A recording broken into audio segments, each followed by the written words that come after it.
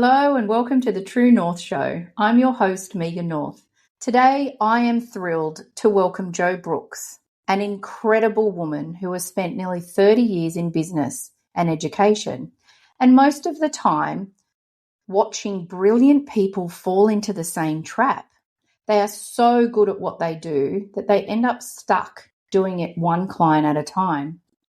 Jo's work is about freeing them from that. Through her Gold Coast business, Navigate, Jo helps founders, coaches, and subject matter experts make the leap from one-to-one to one-to-many, taking the expertise locked inside their heads and building it into courses, programs, and systems that serve far more people without burning out the expert. Her philosophy, however, was forged the hard way. Jo once built a significant business fast by collaborating with the very people she was meant to compete against, then watched it move through a 7-year liquidation. That long and very public undoing could have ended her, but instead it became the foundation of everything she now teaches. Out of that experience came her guiding philosophy, circle over competition, and her signature collaborate framework. A deep belief that we rise further together than we ever will, elbowing each other out of the way. Since then, Jo has founded more than 17 businesses and earned her MBA. But what most people remember about Jo is not the numbers. It's the way she keeps choosing courage over certainty. As she puts it to herself, courage to begin, discipline to build, wisdom to let go, and grace to receive. She is still becoming, and she loves the journey. Hello and welcome to the True North Show. I'm your host, Megan North. I am a purpose finder, mental health professional, and guide for those ready to return to who they truly are. Here, we explore what it means to live a life led by purpose, alignment, and deeper inner truth. Through real conversations, powerful reflections, and soul-led strategies, we'll uncover the stories, tools, and insights that help you navigate life's crossroads and find your own true north. So whether you're in the middle of a transformation, seeking clarity, or just curious about what's next, you're in the right place. Let's dive in. Your path starts now. Jo, welcome to the True North Show. I'm just really thrilled that you're here today. What a wonderful introduction. Thank you. I'm excited. You're very welcome. So Jo built something significant, watched it go through a 7-year liquidation in full public view, and then got back up and built again 17 more times. So Jo, let's start right at the beginning. What was the defining moment that led you to pursue your true passion and purpose? And in particular, why education? Great question. Education is something I you hear this a lot for people in business in their corporate career. It just sort of takes its own little pathway and you end up doing that, right? So I was working in a corporate job. I was head of, I was a commercial broker, finance broker. So, I worked for a large organisation, we'd franchised, and there's entry points to get into that industry. And I sometimes wondered the wisdom of my question to my boss, but I said to him, the entry point is Certificate 4. What if we wrote a diploma and asked the people who've joined our organisation as franchisees to really be 1 inch above the crowd and do things better and higher level than what is required as industry standard? He said, great idea, Joanne, put a business case to me. So I then spent the next 12 months writing the diploma of mortgage broking management through Deakin University. I got a partnership with them and we wrote that, and we ended up registering 50 franchisees. We were the first finance broker organisation in the country at the time to franchise, and we put the bar pretty high. And so I ended up in education because I suggested that we should do things better, 1 inch above the crowd than what everybody else was doing. He liked it. He did spend a lot of money. So anyway, we did do it. We got it done. And, we set the bar higher than what was industry standard, set us a good step. And what is it about education? Did you love school? Like, do you love learning? What is it about that? Yeah. I did love school and I did well at school. I was a big studier and I started the understanding of the importance of study because I actually didn't have much choice. I remember when I was in grade 3, so what would I have been, 7 or 8, and television arrived, right? Television arrived. And every other family would get to watch television every night. And right through, myself and my siblings, right through to grade 12, we were not allowed to watch television at night time. So even at grade 3, I was instructed to go to my bedroom and do my homework. What homework? Well, I guess there was something. But that was a routine and a rhythm that I just stuck to through to the time I was 18 when I left school, that every night was spent in the bedroom studying, relearning, all those sort of things. And so it served me well. And I guess I like the thrill of getting a good mark and all that sort of stuff. Nobody likes to not do well, except for chemistry. I didn't do so well in that, but that wasn't my passion. That was something my dad wanted me to do. So education has always been something I wanted to do. In fact, when I left school, I got accepted into university, and my dad was very old school. He had 2 sons older than me. They went and did education, but I wasn't allowed. So I got accepted into university. I only wanted to do an accounting degree. Actually got a job with an accounting degree wrapped into it. But the answer was no, even though I was 18. I didn't know any different. That was 1980, long time ago. Long time, showing my age here. So he told me to go and get a job. So I went and sat the bank exams, got a job. And I thought, well, if I can't go to university, I'll go to TAFE. So it took me 7 years, a ridiculously long time, to get a diploma in accounting. So twice a week I would drive and sit down for 3 hours, learn accounting and drive home again. And take a good nearly an hour to get there and back. So it was a long night, but I did that for 7 years and got my diploma. But it set me in good stead. I got the bank to support me. They paid for it. I got promotions. So I guess I learned that education, bettering myself, gave me better career opportunities. And that proved to be the case. So I went to Brisbane and was writing commercial finance. I know how to write the finance for a shopping centre and the paint on the walls. And then I started teaching people how to do that. So it was just one of those natural transitions, and it just became part of, I can't tell you how many certificates and diplomas I've got. You did mention I've got my MBA, because I always wanted to do the university thing that I wasn't given the chance to do. And I completed that last year at 63. So I was pretty happy days. Amazing. I bet that would have just felt, oh my gosh, I can't even imagine how that would have felt great. Yeah, there was tears. It came in the mail and I went, oh, and now I can put letters. And I didn't do it for the letters. I did it, because I just wanted to know what it was like to go to university. And it was online. I didn't actually walk in a university campus, but still felt good. Felt good. Oh, congratulations. It's amazing. Yep. And it is a really beautiful thing to do, isn't it, to teach people? Like, I mean, I teach Oracle and Tarot, but it's just so beautiful to see the lights go off. Bing, bing, bing, and you go, oh, I get it. Yeah. And I learn too. I love learning from others that then I'm sort of sharing wisdom with as well.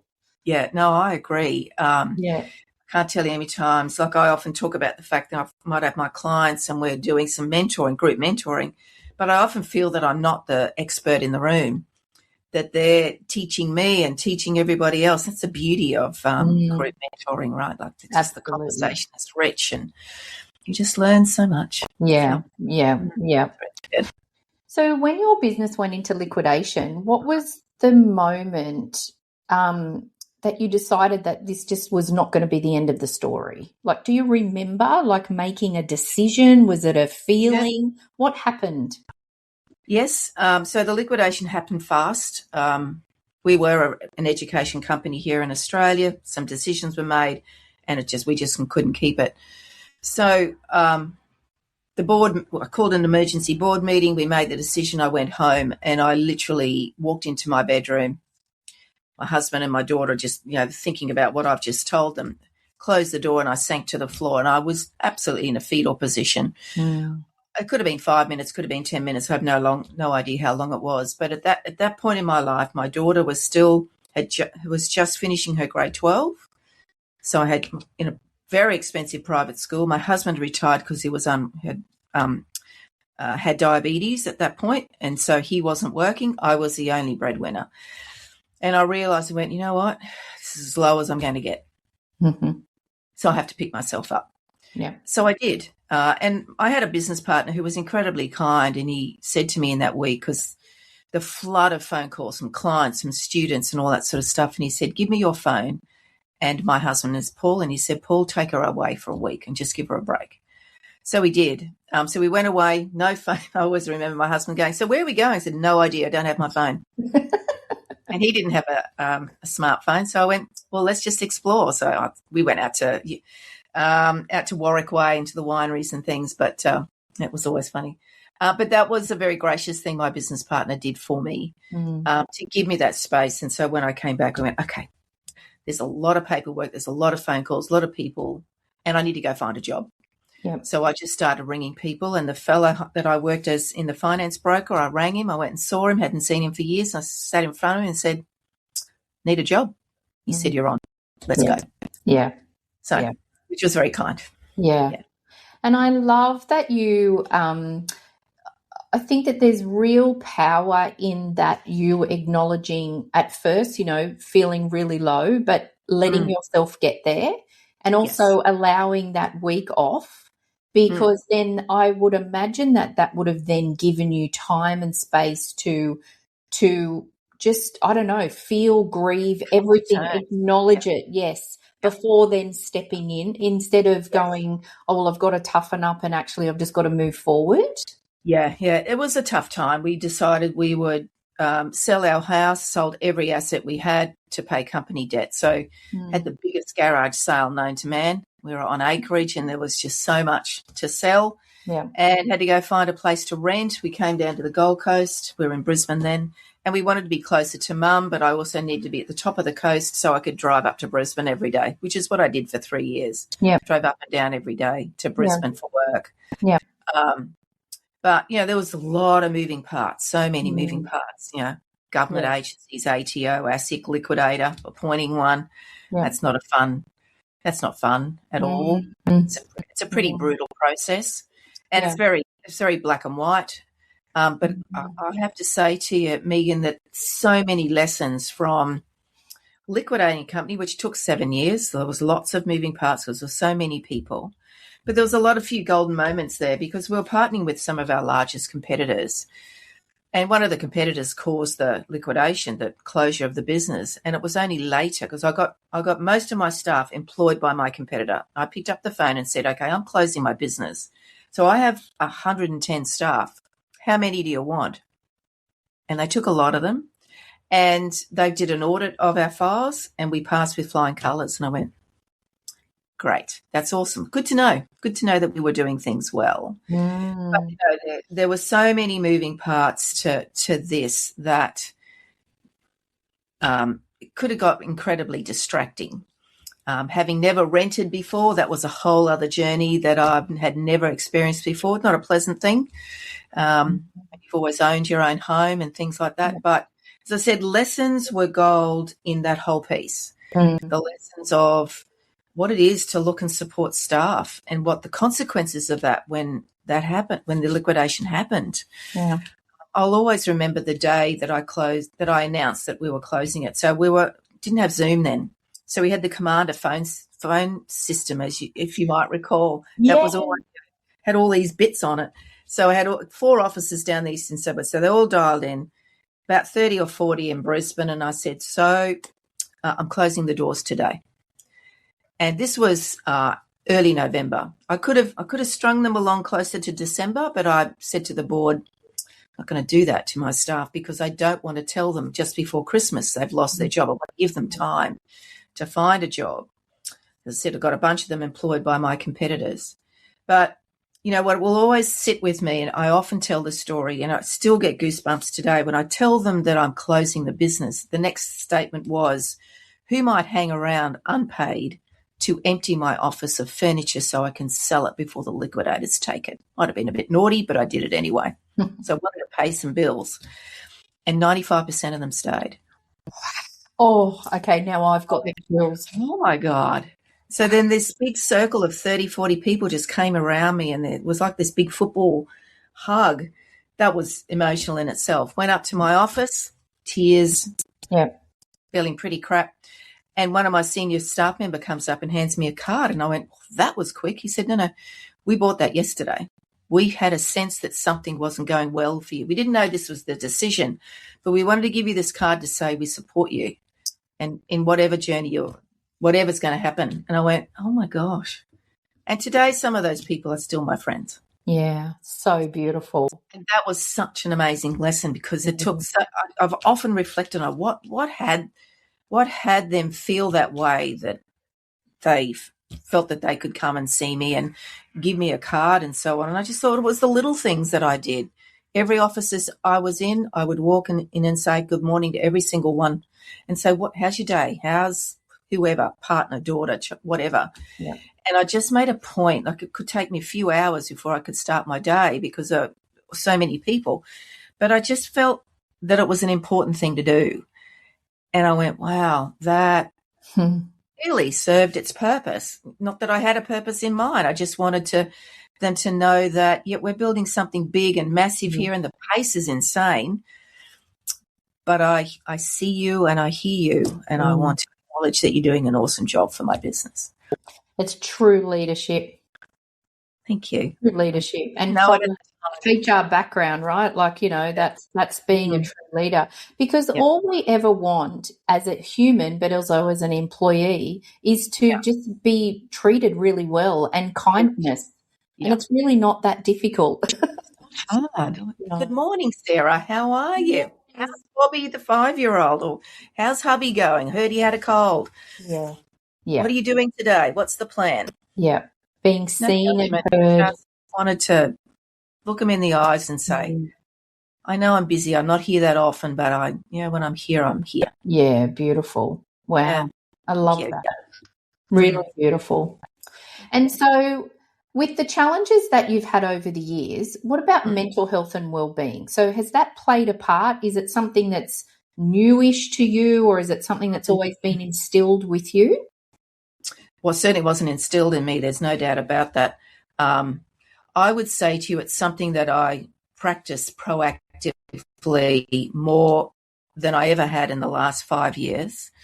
I definitely went and got some support and counselling. I had mentors around me. As I said, I went back to work for the fella that I consider him my lifelong mentor. Beautiful man. I've known him for 28 years. And he's always been a wonderful support. So I always knew the importance of surrounding myself with the right people, who, when they give me advice, they have the credibility that I should pay attention to it. Yeah. Because we're all surrounded by, I've got a whole bunch of beautiful girlfriends who've never run a business ever. And so they share, I have them ask me, when are you going to retire, Joanne? I went, I don't know that I will. I really love what I do. So so it was, being mindful that, or the realization about 5 years ago, I subscribed to, a platform called Mind Valley. We've all heard it. And it introduced me to meditation and those sort of things. And I started doing it every day. There was a program that I jumped into that was a 28-day, then a 45-day. And I went, wow, I just feel better for it, lighter for it. And I remember someone asked me about this last week about meditation and taking space. So my word this year is space. Space for me, space for my clients, space for family, space. So I was trying to come up with a word for the year.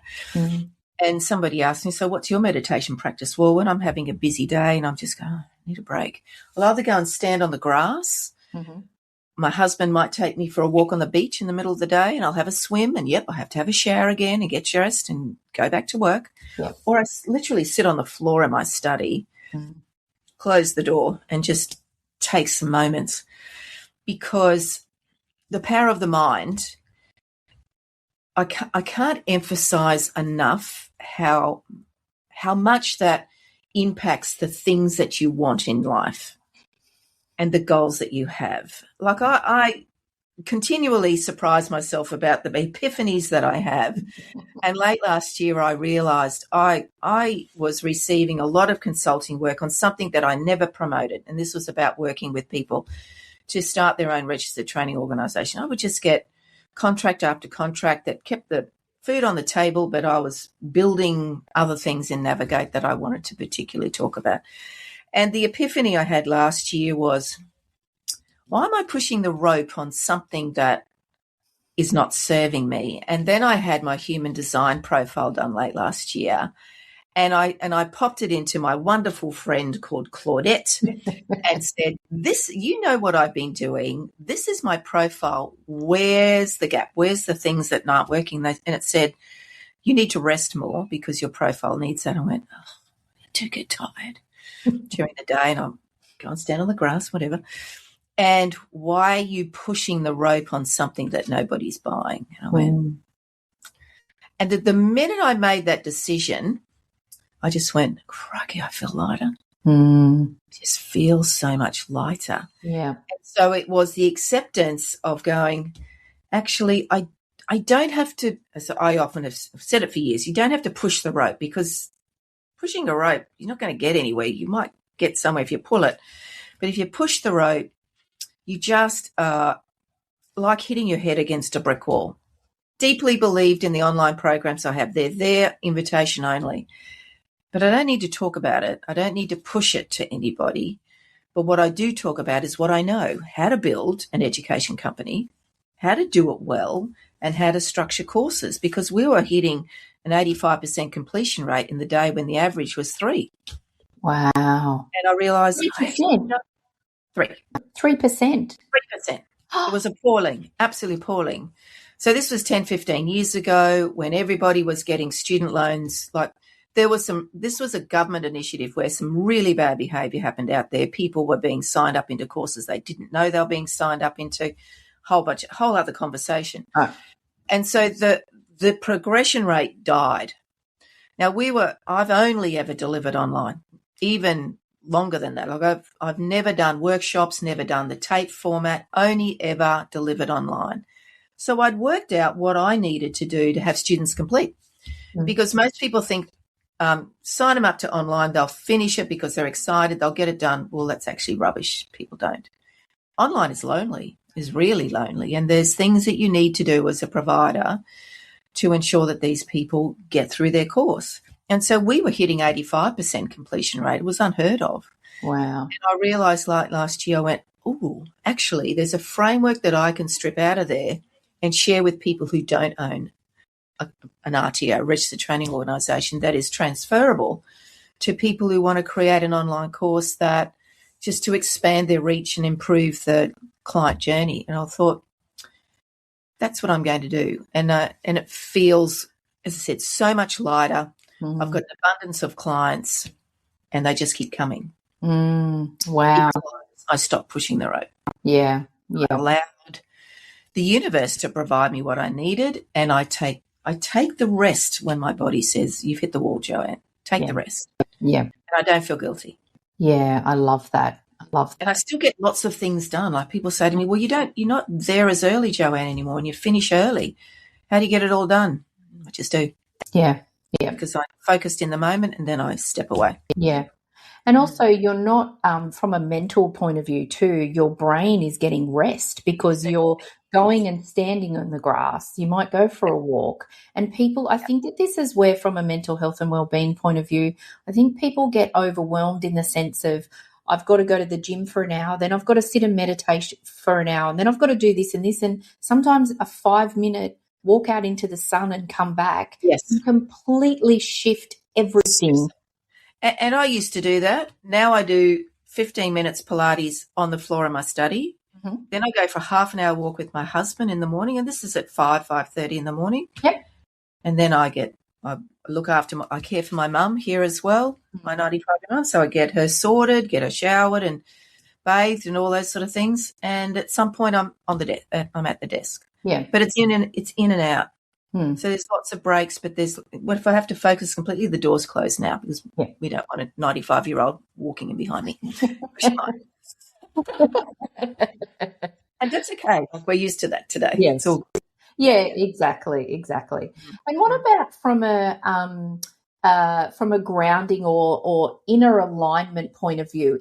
Do you find that, the feet on the grass or being in the water, do you feel it when you're back in alignment?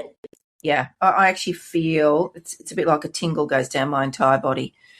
I know what grounds me, and it's literally putting my feet on the grass or just walking on the beach in and my feet along the edge of the water. Yeah. I'm definitely I'm not an outdoorsy person. I don't go hiking around those sort of things, but give me a chance to walk on a beach once a day. And on the weekends, we'll do it morning and night, my husband and I.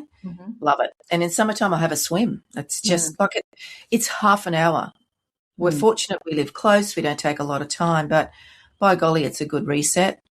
And it just, okay, cool. Well, the stress of the morning's gone if there was any, and now I'm ready to go again. Yeah. Sometimes I don't. Sometimes I go, actually, I might just do a little bit tonight, my jammies. That'll do. Yep. Okay.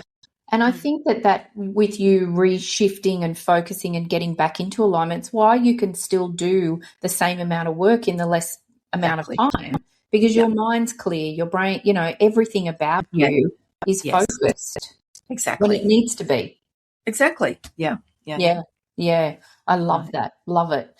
And so most people in business are taught to protect their ideas and guard their territory, and you're my competitor, and all of those sort of things.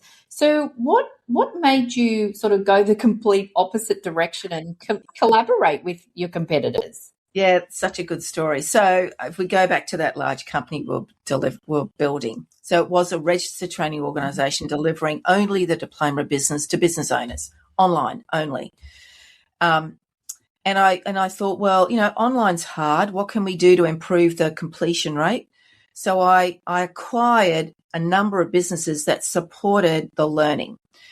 I bought an accounting firm, law firm, HR company, marketing company, IT company, finance broker, finance planning company.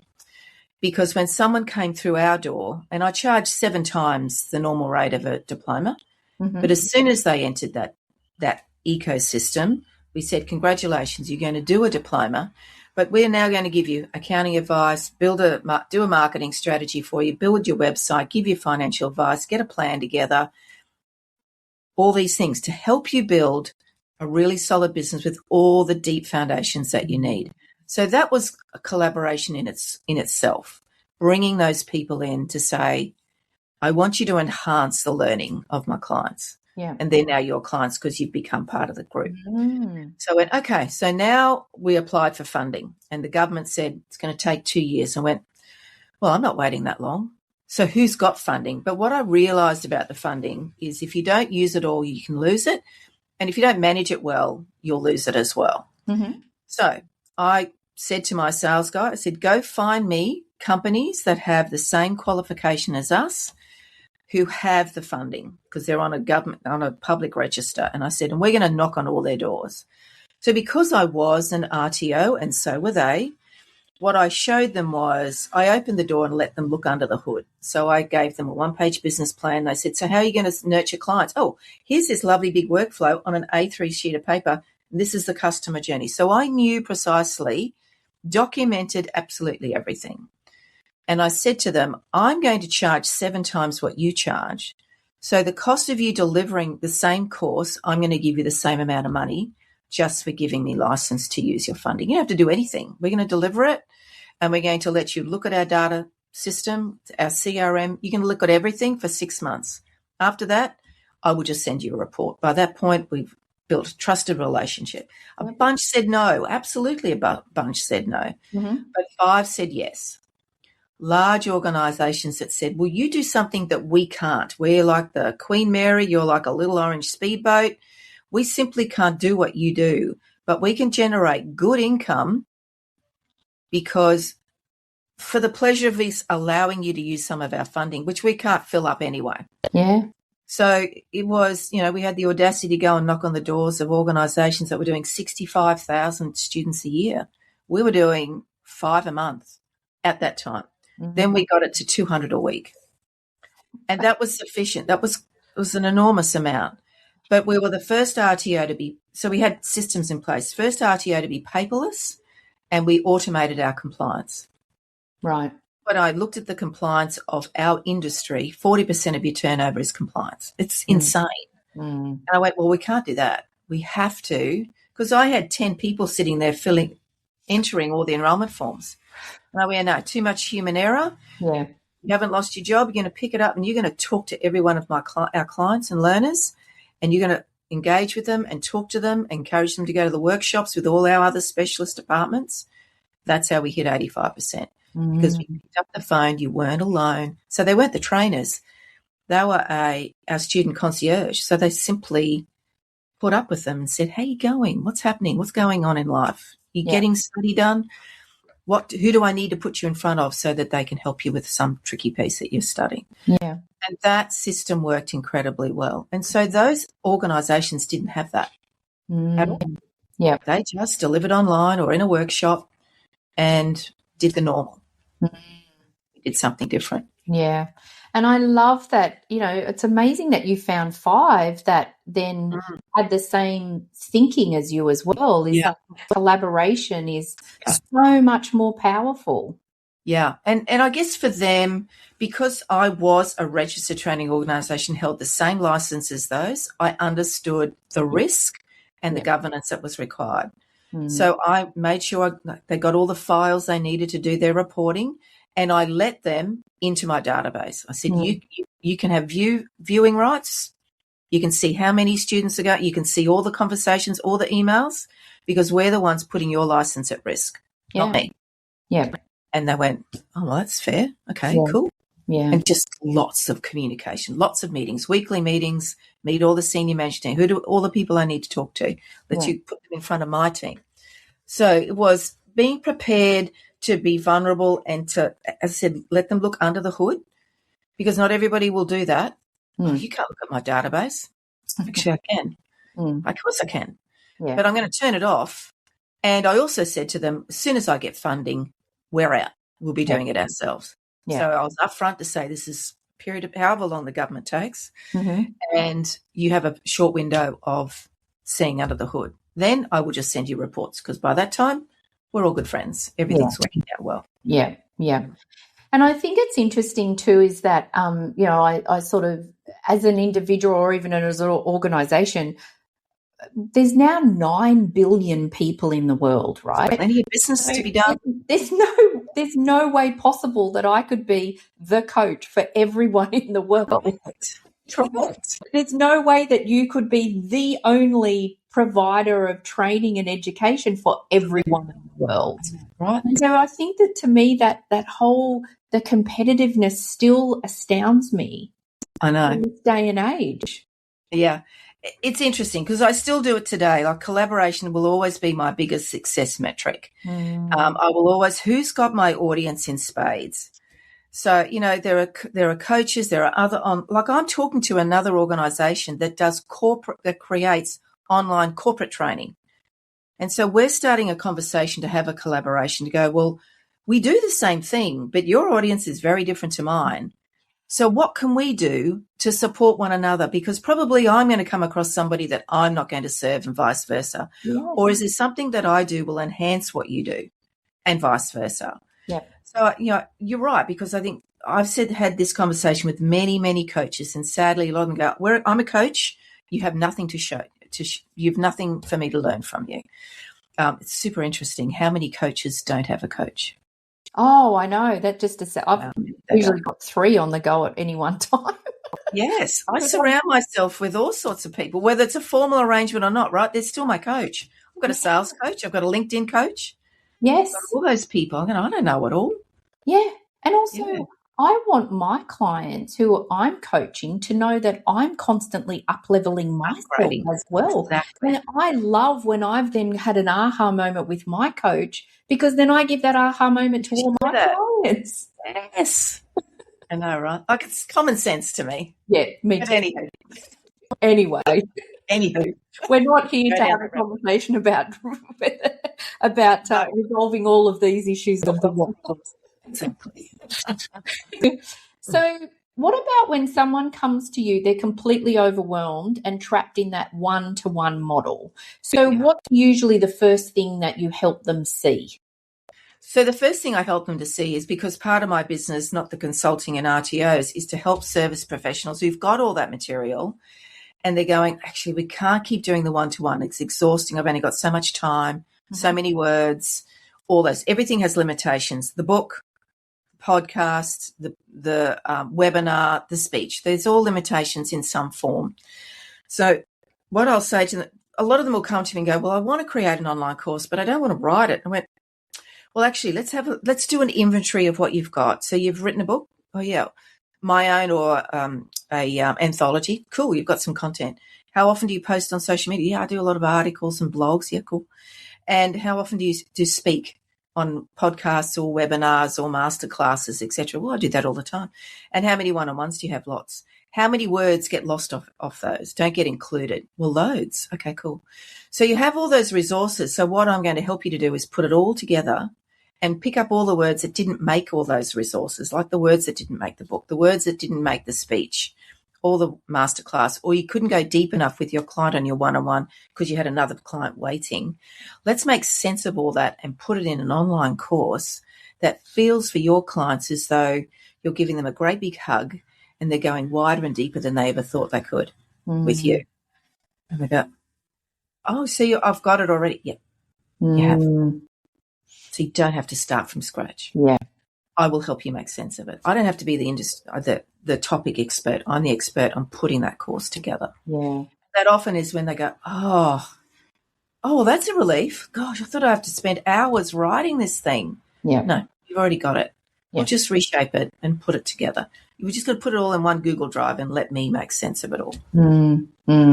So it's also helping them get themselves out of their head and then looking at what they already have, right? Yeah. Exactly. Yeah. So often they've got so much. Yeah, it's overwhelming. Yeah. Yeah. Yeah. Because I was saying, well, you wrote the book. Yeah. So how many words did you take out of it? How many chapters did you take out? Well, yeah, there was lots because there was printing costs and so many words and deadlines. I went, whoa. So what are you doing with that stuff? Yeah. Oh, yes. Right. Yeah. Okay. Let's bring it back together. Yeah. I love that. I love it.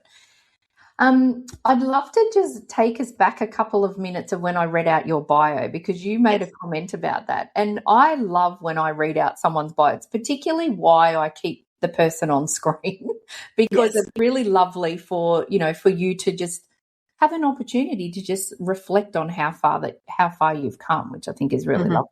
So when I was reading out your bio, was there anything that really stuck to you that you're really proud of? I feel that I keep picking myself up, that, you know what, life happens, business is hard. I learnt that a long time ago. And there will always be for people across the globe, there's always a liquidation, administration, a bankruptcy, a COVID, a GFC, a war in the Middle East. There is always something. And so for me, I have this ability to find the opportunity in that. Like we always hear about, the golden line, the silver lining of the bad things.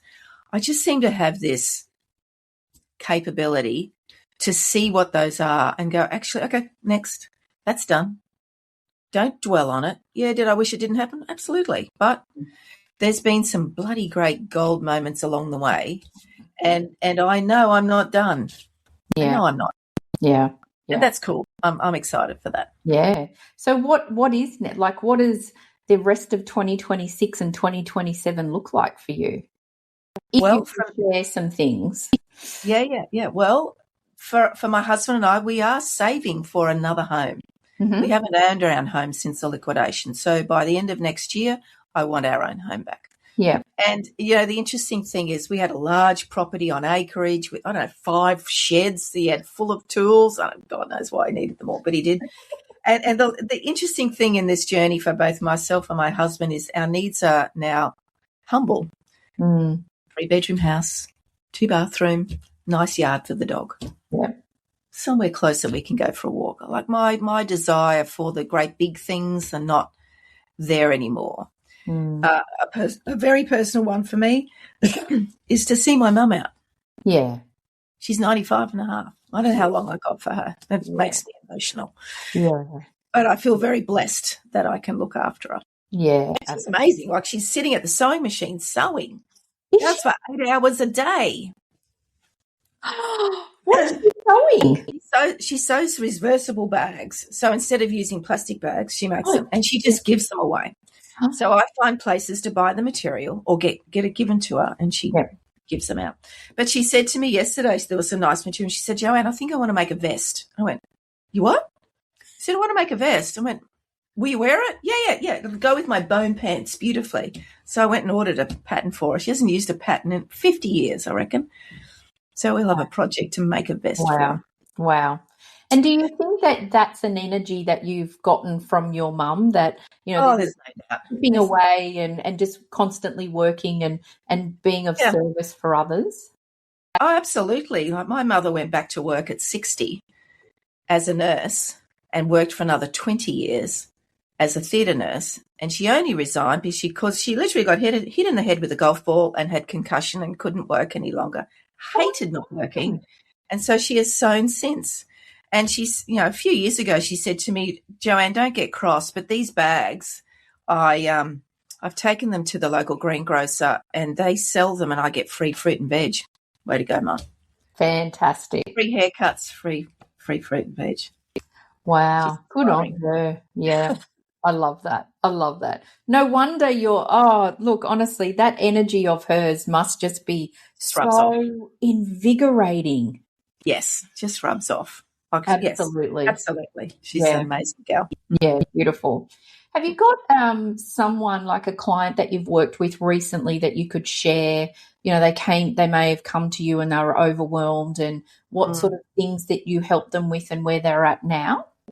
Absolutely. So I've got a client who's a chartered practicing accountant, and she came out of corporate, just started her business, and she said, I've written a book, and it's had 30,000 words in it. She said, I want to turn it into a course. I went, great.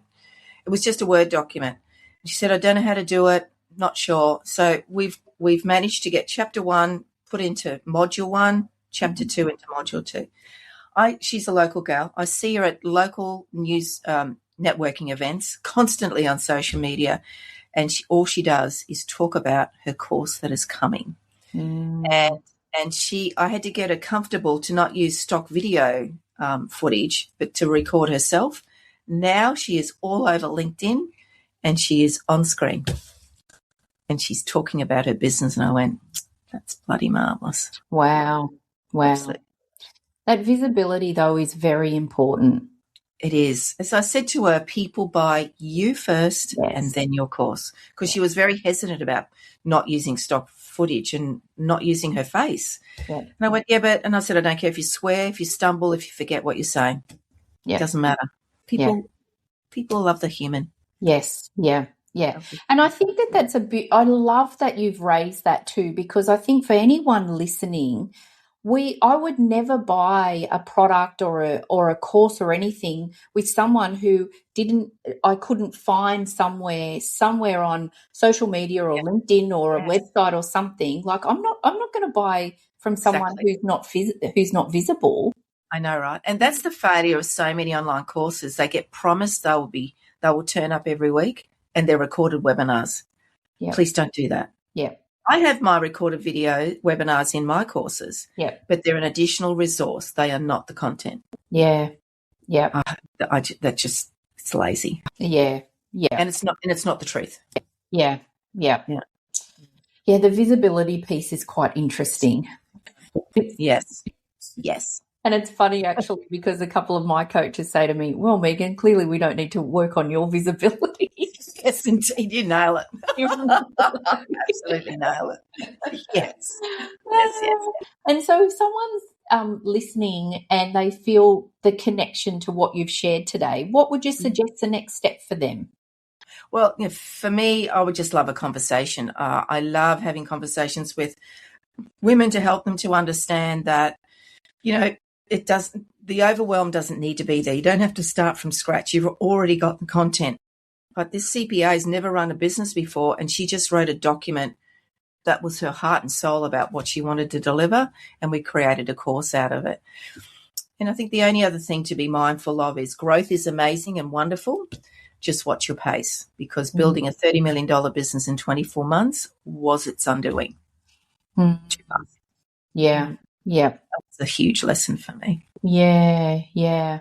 And I love that. I love that you've touched on that pace piece as well, because the pace comes in different forms, doesn't it? We're so excited to be creating something, and then a week later, if it's not nailed, sometimes we can give up because we're like, oh my God, I can't believe that I've like that a week ago and nothing's happened.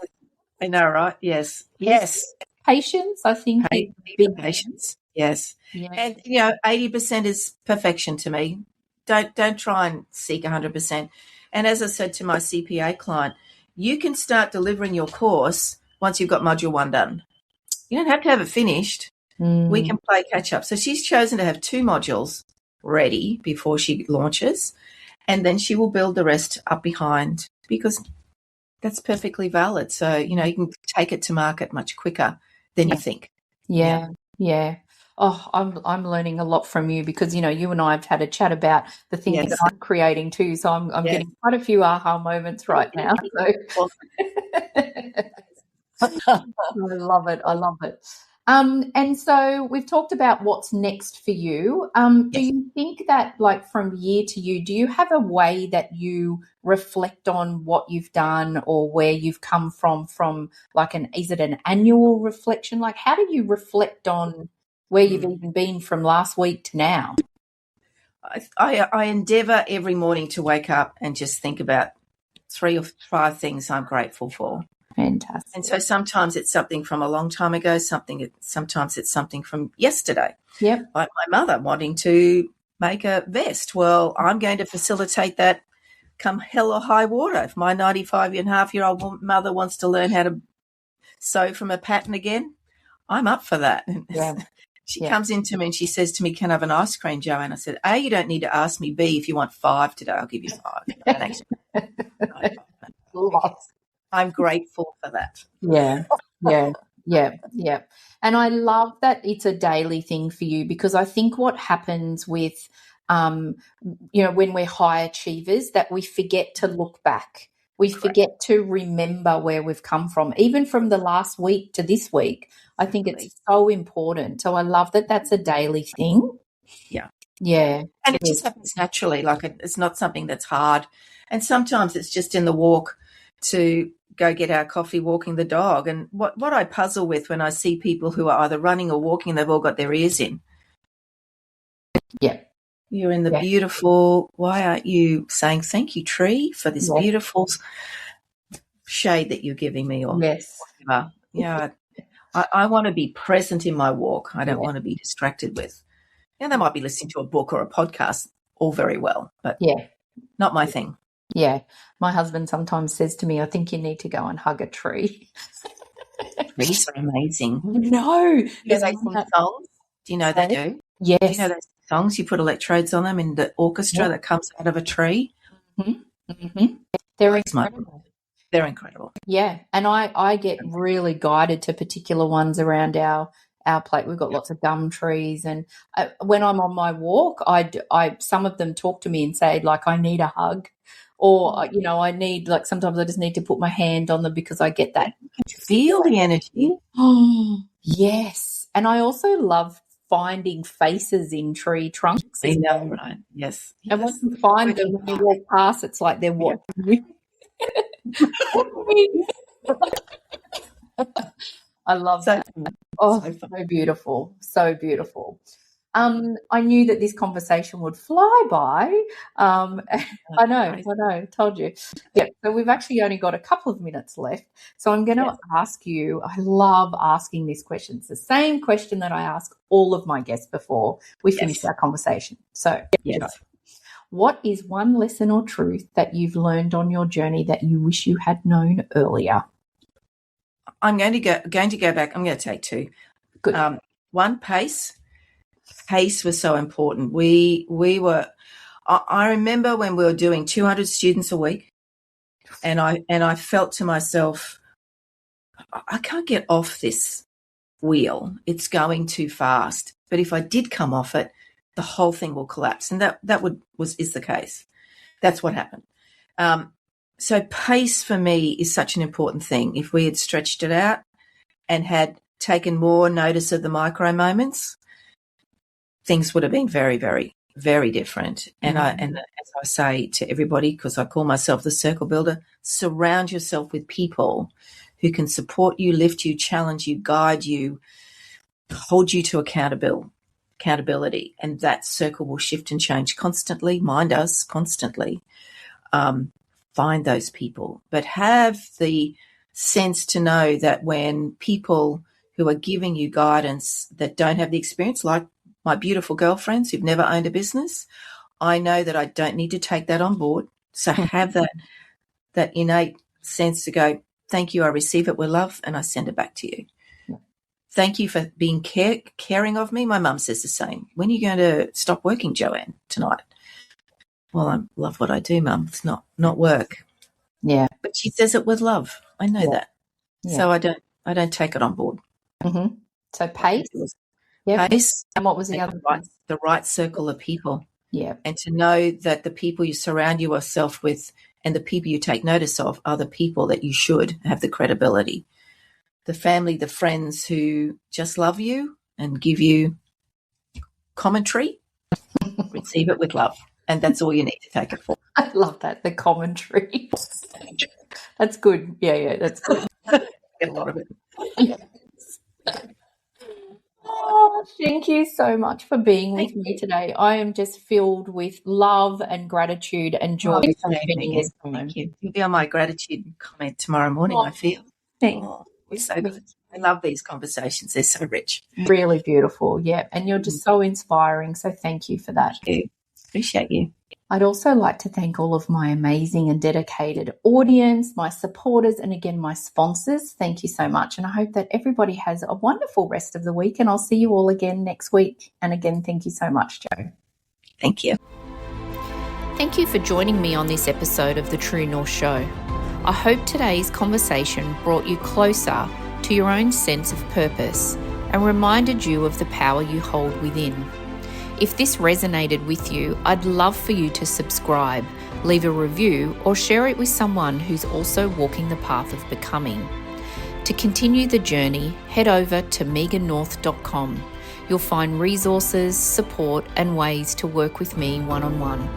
Until next time, keep trusting yourself, following your intuition, and taking one aligned step at a time.